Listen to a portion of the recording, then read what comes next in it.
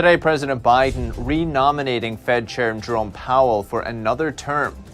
We ask what that means for the American economy. And General Motors is now exploring electric boats, buying a stake in a company that makes electric boat motors. The deal is supposed to benefit both companies. That and much more coming up on NTD Business. Good evening. Great to have you with us. I'm Paul Graney. The big news in the world of finance and economics today, President Biden has picked Fed Chairman Jerome Powell, a Republican, to serve another 4-year term leading the nation's central bank. There was speculation Biden would choose Democrat Lael Brainard, but she's been put forward for vice chair instead. Brainard serves on the Fed's 7-member board of governors, but Biden says he believes Powell is the right choice to help the American economy continue its recovery. And I believe Jay is the right person to see us through and finish that effort, while also addressing the threat of inflation that it poses to our families and to our economy. Powell was appointed by Fed chief by President Donald Trump and led the central bank's response to the economic fallout from the pandemic and subsequent lockdowns. But many say the Fed's massive stimulus helped push inflation to a 31-year high, with Powell taking heat from some Republicans for the central bank's easy money policies. But accepting the nomination today, Powell says he's going to use the Fed's tools to keep supporting the economy. We know that high inflation takes a toll on families, especially those less able to meet the higher costs of essentials like food, housing, and transportation. We will use our tools both to support the economy and a strong labor market and to prevent higher inflation from becoming entrenched. The Fed has already started phasing out the asset purchases it started in response to the pandemic. But even though the president has nominated Powell, he'll still need to be confirmed by the Senate. That is expected to go smoothly, however, with a number of Republican senators already having said they'll vote yes. So joining us to discuss today's announcement is Danielle DiMartino Booth, former Fed insider, author of Fed Up, and also the CEO of Quill Intelligence. Danielle, great to see you. Thanks for coming on. Great to be on this afternoon. Great, big, huge day we've had. Danielle, for anyone just tuning into this story, just how important is who leads the Fed over the next 4 years, and how difficult the job is for it? Let's assume it's going to be Jerome Powell. So you have to bear in mind the chair has the ultimate veto authority, kind of like the president of the United States ultimately has the power to veto legislation. So if the Fed is moving in a direction in which Powell does not deem appropriate, whether you're talking about the ability to give people money directly at the Fed, a central bank digital currency, which would be like a checking account at the Fed, which would be a means by which to deliver socialism in America. That was why Lael Brainard was such a controversial choice. Jay Powell's also not necessarily convinced that it's the Fed's purview, but rather that of Congress when it comes to climate change. So ultimately, he makes the final word, he makes the final decision in terms of the direction that the entire institution takes. So the role of chair is absolutely critical. That's an excellent question. There was a phrase we heard today is climate, I'll just get it right, I don't want to misquote them, is climate-related financial risks. What do you think these are, and do you feel that it could conflict with the Fed's other remits of maximum employment and price stability? It's not so much conflict, it's that these suggestions are being made without being well thought through. The Federal Reserve is an independent central bank that is designed to minimize inflation. It also has a second mandate of maximizing employment.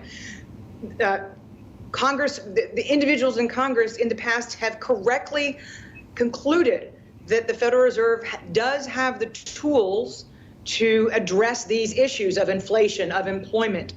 But what people who are criticizing the Fed don't appreciate is that the Fed does not have the tools to combat climate change. It's simply not in the toolbox. You don't control climate change with interest rates as a lever that you raise or lower in times of in order to address climate change. It's simply a false premise. And I think that the discussion needs to move on and make sure that climate change is being addressed where it's addressed appropriately. I agree with Senator Pat Toomey, who says that that is the purview of the Congress of the United States. That's correct. Watching the press conference today, I thought of one of your recent catchphrases, is economics is politics, if I'm not mistaken. And we have the president today saying he was able to look past politics. He was able to look past appointing a Democrat for the position for the good of stability economically or politically or whatever it is for the economy. He could look past it.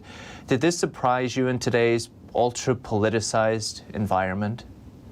Well, I think that the gubernatorial race in the state of Virginia was a shot across the bow. It was important that he set politics aside in reappointing Jay Powell, even though he had originally been appointed by a Republican. The precedents of other presidents doing this are well documented. Alan Greenspan lasted through several different presidencies in both political parties. So I think that Biden made a mature decision to go this route. If there was one thing that was a surprise, but clearly a huge victory for the banking lobbyists and the biggest banks in the United States, is that Brainerd was only appointed to become vice chair. So the critical position that is being vacated at the end of the year by Vice Chair Randy Quarles of Vice Chair of Supervision and Regulation of the banks, which Elizabeth Warren definitely wanted for Brainerd to at least get that. President Biden chose to not even put her into that position. So I think that you have to look at the details of today very carefully and understand that Biden has finally begun to appreciate that the moderate Democrats, Manchin, Tester, Sinema, in the Senate are going to have lots of sway and power in order to try and prevent the country from becoming too progressive. A lot to cover. Danielle DiMartino Booth, Quill Intelligence. Appreciate it. Thank you. Thank you. And Americans are borrowing far more money this year than last. In fact, the Federal Reserve says applications for credit have already rebounded to pre-pandemic levels. The increased demand is strongest among those with lower credit scores. But consumers are also worried about how they'd handle unexpected costs. Fewer people feel they'd be able to come up with as little as $2,000 if they were suddenly hit with a surprise expense. And existing home sales managed to inch higher last month as despite rising prices and dwindling inventory. National Association of Realtors saying sales of existing houses, townhomes, condos and co-ops rose 0.8% between September and October. In all, over 6.3 million existing homes were sold, although that number is down almost 6% from a year ago. That was when pandemic home buying was at its peak. Prices have been rising for more than 9.5 years, the longest rally in record, with October marking the 116th straight month of rising prices. Homes selling at a median price of just shy of $354,000. That's up more than 13% from a year ago. So joining us to discuss the latest data is Keith Weinhold, real estate investor and founder of Get Rich Education. Keith, great to see you. Thanks for coming on. Thanks, Paul. Keith, from your analysis and looking at today's data and your analysis up until today, is there any reason to think that house prices, this price appreciation, could slow down over the next 12 months or even decrease in price? Any reason to think that? I think it's likely that home price appreciation will continue, but the rate of appreciation will slow down. Everyone wants to know what's coming, and Fannie Mae, their predictions are that home prices will appreciate 7% in 2022, cooling from this year's year-over-year rate where home price appreciation was in the teens. Fannie Mae expects there to be higher home prices and higher mortgage interest rates in 2022. And that's a paradox to some people. Some people think that when you have higher mortgage interest rates, well, that impedes affordability, so prices must go down. However, paradoxically, just the exact opposite is true. In fact, the last 6 times that mortgage interest rates rose considerably, it's happened 6 times since 1994, home prices rose every single time, because we need to think about what happens when mortgage interest rates are higher. Typically, that occurs when the overheating economy needs to cool off, and we need to cool inflation. So therefore, higher mortgage interest rates are really a confirmation that the economy is good or recovering, and people are employed, and they feel stable, and they feel like buying homes. And that is why, kind of counterintuitively, higher mortgage interest rates actually correlate with higher prices. That's what's expected in 2022. On the rates today, we had the big news that Jerome Powell will be the Fed chair, potentially, if it gets confirmed by the Senate. We see tapering has already begun. Possibly next year we'll see rate hikes. You feel how much of this market, real estate market, has been driven by this loose monetary policy from the Fed? Quite a bit. However, it's not as much of a driver as the low housing supply is. So yes, it does indeed seem likely that Jerome Powell will be retained, and his monetary policy has been pretty accommodative, which is really just Fed speak for Jerome Powell wants to keep pumping money into the economy. And really, this supports what I was talking about earlier. When you have more dollars being pumped into an economy and a low supply of housing, that's just classic supply and demand, and that is really a substantial reason why home prices have increased at greater than historic rates and should continue to do so. If I could get your thoughts on the inventory as well. Last year, we had experts and analysts come on the show, and they felt that people didn't want to sell their homes last year with the pandemic. They didn't want people coming in and viewing their homes, etc. Do you feel this is still the reason why inventory is so low?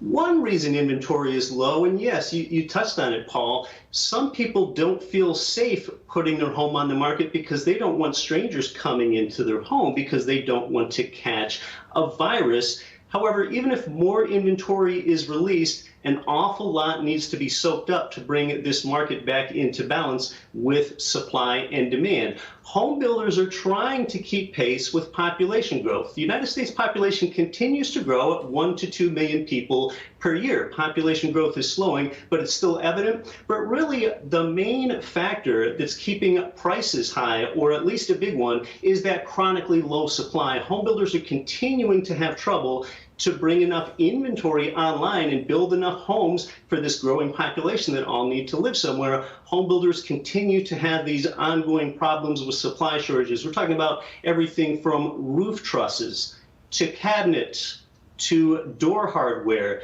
to drywall. So that's really helped constrain the supply, probably just as much or even more so than people's reluctance to put their home on the market due to them not wanting to catch a virus. Interesting times. Keith Weinhold, Get Rich Education. Appreciate it. Thank you.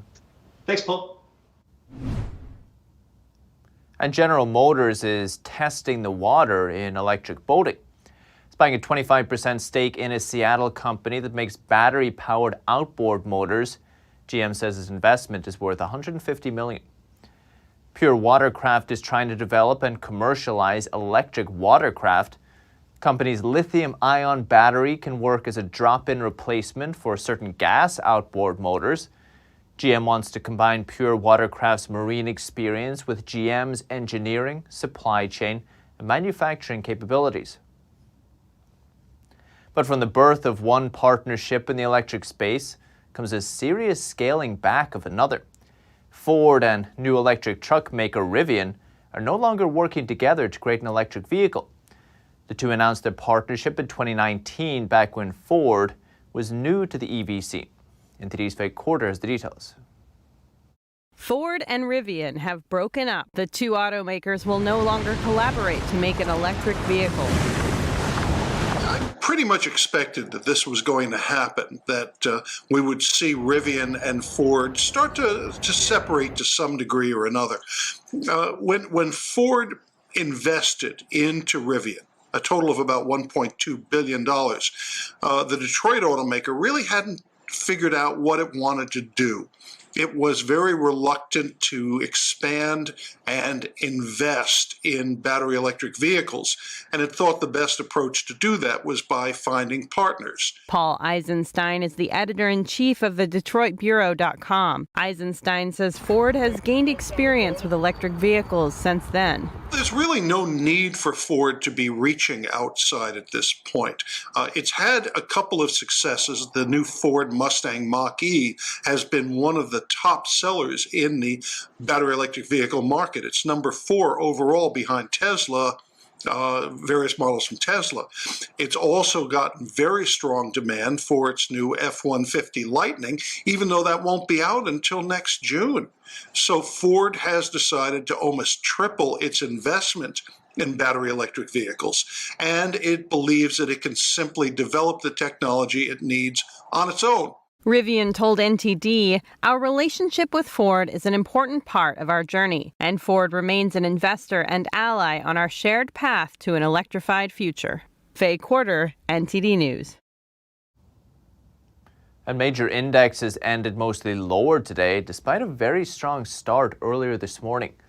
The Dow rose 17 points, the S&P 500 lost 15 points, 0.3%, and the Nasdaq lost 203 points, about 1 3/10% today. And cryptocurrency startup Moonpay has raised a fresh round of capital from investors, including investment firm Tiger Global. Moonpay provides payments infrastructure for crypto, calls itself the PayPal for the crypto economy. It's now valued at $3.4 billion.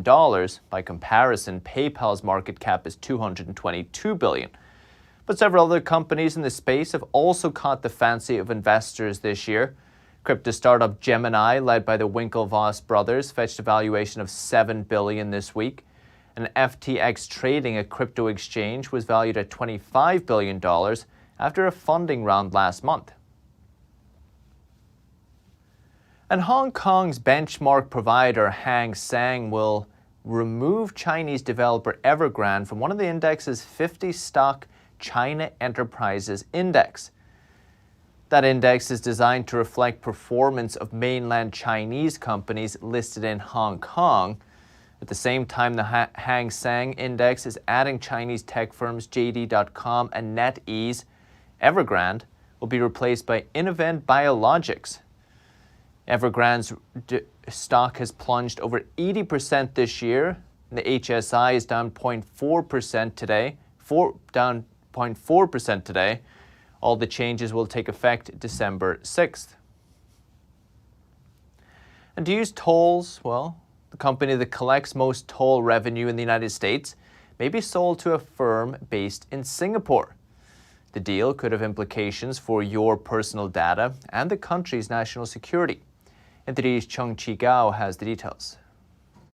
Experts are sounding the alarm about a potential deal between a U.S. toll giant and a firm based in Singapore. In early October, Roper Technologies said it agreed to sell its TransCore business to Singapore Technologies Engineering for $2.68 billion. The company said the sale is expected to finish in the first quarter of 2022. But China analyst Anders Kaur is concerned about the Singapore firm's ties to China. Singapore Technology Engineering is majority owned by a company called Temasek.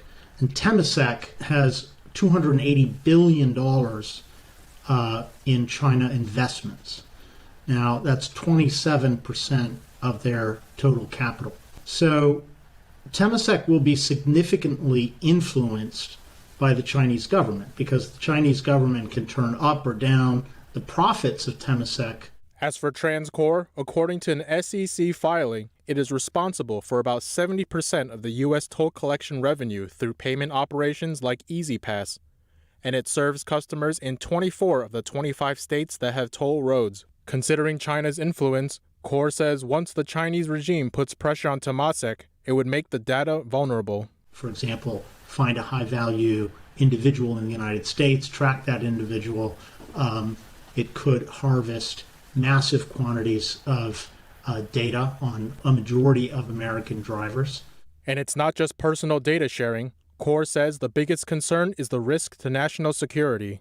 It could track even the movement of military vehicles around the country. After the sale, ST Engineering says TransCore can continue to operate with the same employees and management team as before. Chenji Gao, NTD News. And still to come this evening, Jeff Bezos promises to make the largest donation yet to the Obama Foundation. What's he asking for in return? And Target turns last year's Thanksgiving store closures into a permanent feature, puts an end to the decade-long practice of keeping its stores open on the holiday. That and more coming up on NTD Business.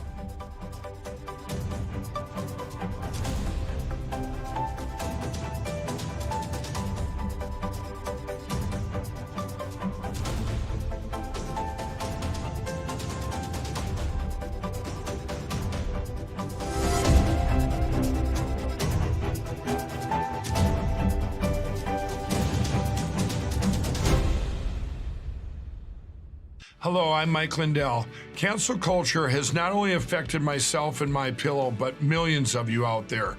Before all this started, I had already written in my memoir, I dedicate this book to anyone that's looking for hope. Well, right now, we're all looking for hope. I believe that my story is going to bring inspiration and hope to everyone. By the time you're done reading my book, you will believe that with God, all things are possible.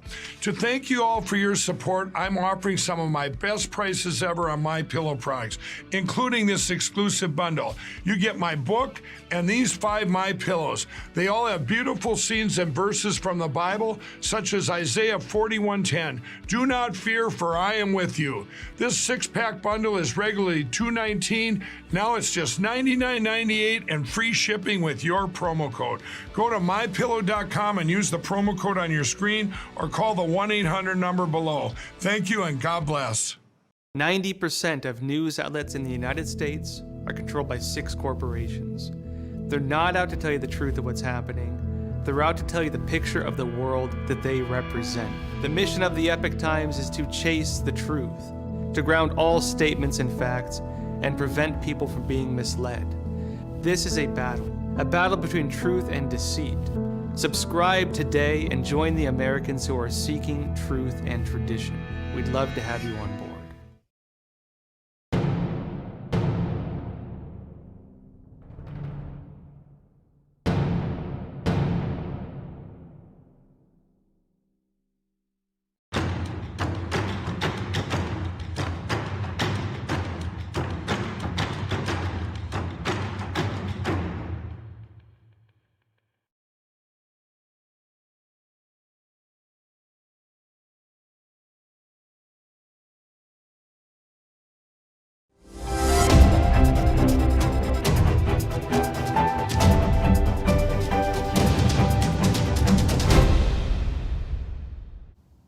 Welcome back.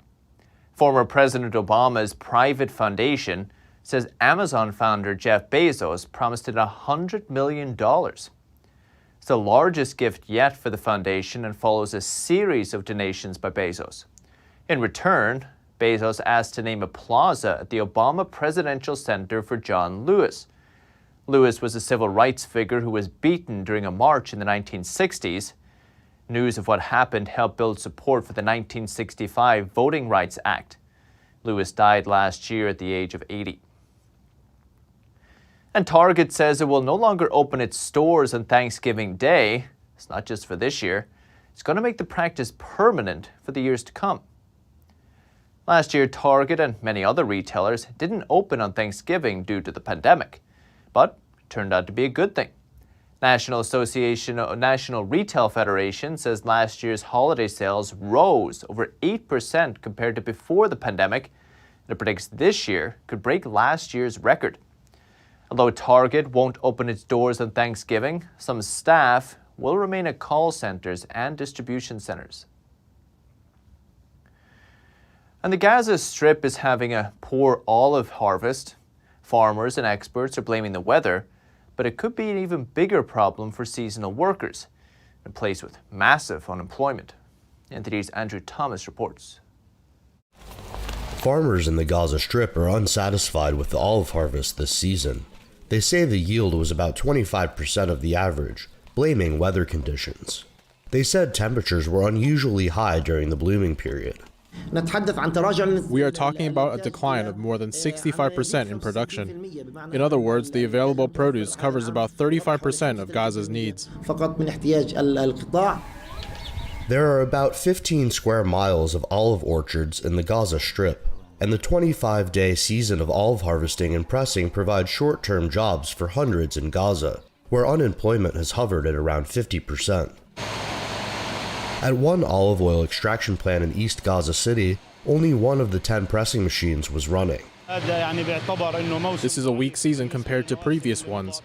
This negatively affects olive oil extraction plants, which carry out maintenance around the year in preparation for this season, which lasts for about 20 or 25 days. On the other hand, there will be fewer jobs for workers because the season is bad. Pickled olives and olive oil are staple foods there. Gaza may have to resort to importing more olives to make up for the shortage. Gaza has been under Israeli-Egyptian blockade for 14 years. Its terrorist Hamas rulers have fought 4 destructive conflicts with Israel, most recently in May. Andrew Thomas, NTD News. One museum in Russia is completely dedicated to vodka. An exhibition is taking visitors on a historical journey of the drink. NTD's Andrew Thomas takes a look. This Russian museum is entirely dedicated to the country's most popular drink, vodka. Located in the historic center of St. Petersburg, the exhibition takes us on a journey through the story of Russian vodka's cultural importance. Many think that Russian people are drunks. There's a stereotype that many people have an alcohol dependence, and this always has been the case. We would like to show in our museum that in fact, people drank culturally, and the culture of drinking was developed. People tried to drink beautifully, exquisitely. They didn't get wasted. After starting off as a beverage mainly drunk by peasants in the medieval era, it became the favorite drink of Russian tsars in the 19th century. One of the most unusual exhibits is a big heavy medal, an item that would be hung around the neck to punish people who'd been drinking. It weighed quite a lot, about 7 kilograms or 15 pounds, and it was impossible to remove. But after that period, people could come to a drinking establishment and get a free drink. Probably, we had this famous Russian gesture where we invite somebody to drink thanks to the punishment. The museum opened in 2008. Its displays include shot glasses, one of Russia's biggest collections of unusual vodka bottles, and posters, as well as ancient distillation equipment that was still being used up until about 30 years ago. The museum also features a restaurant called Vodka Room No. 1, which serves up specialty vodkas with zakushi, a buffet-style spread of snacks. Andrew Thomas, NTD News. That's the latest business updates for today, but you can still catch NTD Evening News with Stephanie Cox. That starts at 6:30 p.m. Eastern. For NTD Business, it's all for today. Thank you for watching. We'll see you tomorrow.